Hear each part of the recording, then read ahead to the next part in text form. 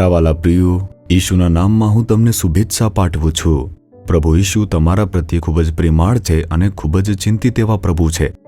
તેથી જ તે તમને સલાહ આપી રહ્યા છે, વચન આપી રહ્યા છે અને અદ્ભુત રીતે દોરી રહ્યા છે। આજે પણ કંઈક એવું અસર કરે છે જેથી તમે વિચારો છો કે મારી સાથે જ આવું કેમ થઈ રહ્યું છે, મારા પરિવારમાં એકલું આવું કેમ થઈ રહ્યું છે, મારા જીવનની અંદર જ હું માત્ર દુઃખી કેમ રહું છું, આવું બધું કેમ થાય છે।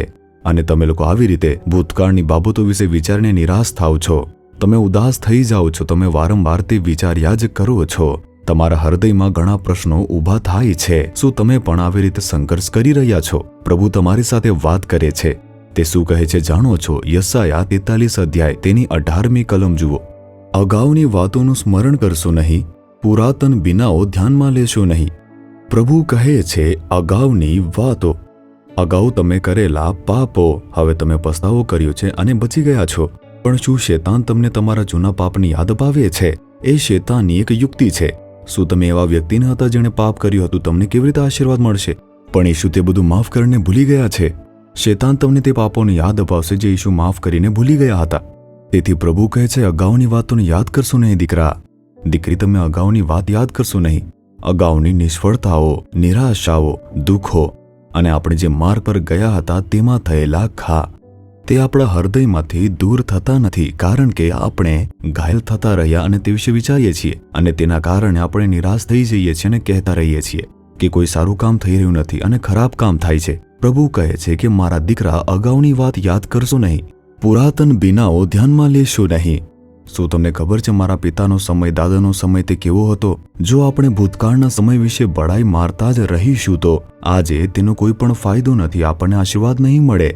પ્રભુ કહે છે તમારે તેમને માફ કરીને ભૂલી જવું જોઈએ, તેઓ તમારા હૃદયમાંથી દૂર થવા જોઈએ। જ્યારે તમે ભૂતકાળની વસ્તુઓ યાદ નહીં કરો અને જૂની વસ્તુઓનો વિચાર નહીં કરો, ત્યારે એક નવી વસ્તુ થશે, આશીર્વાદ આવશે, ભલાઈઓ આવશે અને એ જ પ્રભુ આજે કહી રહ્યા છે। જુઓ, એક દીકરીને તેના જીવનમાં છેતરવામાં આવી હતી। એક માણસ તેની સાથે લગ્ન કરી તેને સાથે લઈ ગયો, પણ પહેલેથી તેનું બીજી સ્ત્રી સાથે અફેર હતું। જ્યારે તેણીને તે પરદેશમાં લઈ ગયો જ્યાં તે રહેતો હતો, ત્યારે તેણીને આઘાત લાગ્યો। તે પહેલેથી બીજી સ્ત્રી સાથે રહેતો હતો। તેના માતા પિતાના કારણે તેણે આ પુત્રીને છેતરીને સાથે લગ્ન કર્યા હતા। તેનું આખું જીવન તૂટી ગયું હતું। એક દિવસ પણ તેની સાથે ન રહી હતી। તે થોડા વર્ષોમાં પરિવર્તનની અપેક્ષા રાખતી હતી। તે ક્યારેય બદલાયો નહીં, પણ બીજી સ્ત્રી સાથે રહેતો। તેથી છૂટાછેડા થઈ ગયા અને પછી આ દીકરી માટે તેનું જે જીવન હતું તે તો સમાપ્ત થઈ ગયું। કેટલાક લોકોએ તેને કહ્યું કે તમે ફરીથી કોઈ બીજા સાથે લગ્ન કરી શકો છો। તેણી ડરી અને પરેશાન થઈ, પહેલેથી જ મને છેતરવામાં આવી, ઘણું સહન કર્યું છે, શું મને ફરીથી તેની જરૂર છે?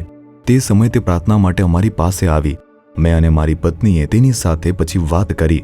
જ્યારે તમે માફ કરો છો અને તમારા પાછલા જીવનની જે નિરાશા, ઘા અને પીડાને ભૂલી જશો, ત્યારે જ પરમેશ્વર તમારા જીવનની અંદર એક નવું કાર્ય કરી શકે છે। તમારે તે ફરીથી થાય તે માટે બિલકુલ ડરવાની જરૂર નથી।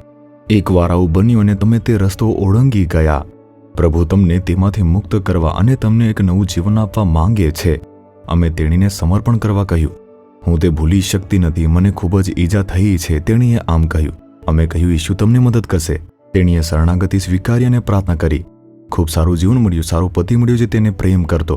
પ્રભુએ તેણીને આશીર્વાદિત એક જીવન આપ્યું। જ્યાં સુધી તે દીકરી પહેલાની વાતો વિશે વિચારતી હતી ત્યાં સુધી પ્રભુ તેને નવી શરૂઆત આપી શક્યા નહીં।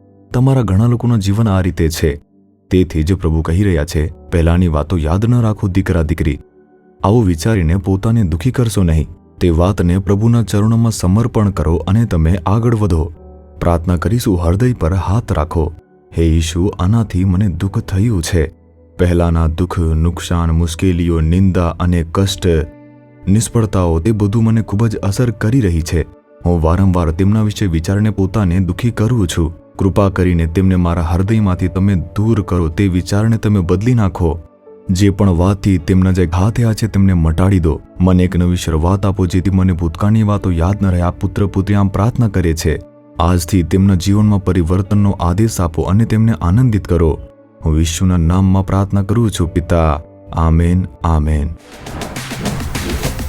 જીસસ રીડીમ્સ ગુજરાતી યુટ્યુબ ચેનલને સબસ્ક્રાઇબ કરો। દરેક નવા કાર્યક્રમની માહિતી મેળવવા માટે બેલ આઇકન પર ક્લિક કરો।